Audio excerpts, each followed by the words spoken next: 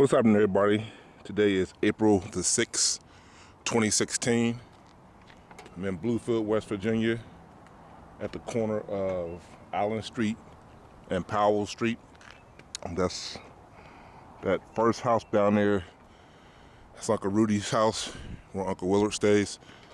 And this other house right there is Aunt Sharon's house, also known as Duke.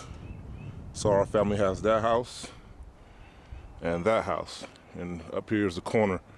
And as of last October, we owned this land right here and the property in between from this corner all the way to the house down there.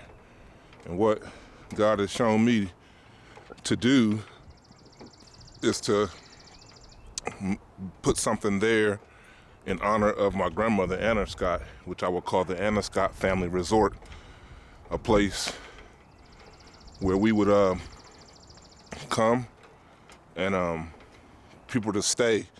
Because like I said, that's my uncle's house and that's my aunt's house. And when people come in town to visit, shouldn't have to impose on their privacy, whatever. Even though they're welcoming and they let you stay, but some people got families and want a little bit of privacy. So what my intentions is to do is to put together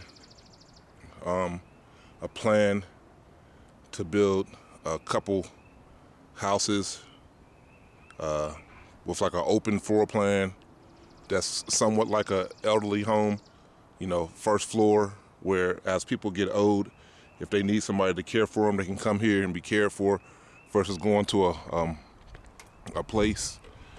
And also gazebo, and I want to have a place in the place for history that people can see where our family came from, as far as the elders all the way down to the great grandchildren, because my grandson, my grandkids are not going to know who my grandmother was unless we have some way of explaining to them who she was and where they came from.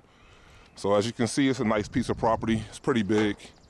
And like I said, we own it. Our family owns it. And we got to get it excavated, get all this shrubbery and this crap torn down and start taking care of it and start. Now, for the record, I will say I don't have no money. I don't have no credit. But I do have Jesus. So I love doing videos, and somebody had told me last October that I was crazy and that there was no way I can get this property and get it closed on in a matter of a week and a half, and that's exactly what God did. The man brought the deeds to the house. He paid for all the costs, who we assumed the property from. So it's amazing to me what people always say God can't do, and then he does it.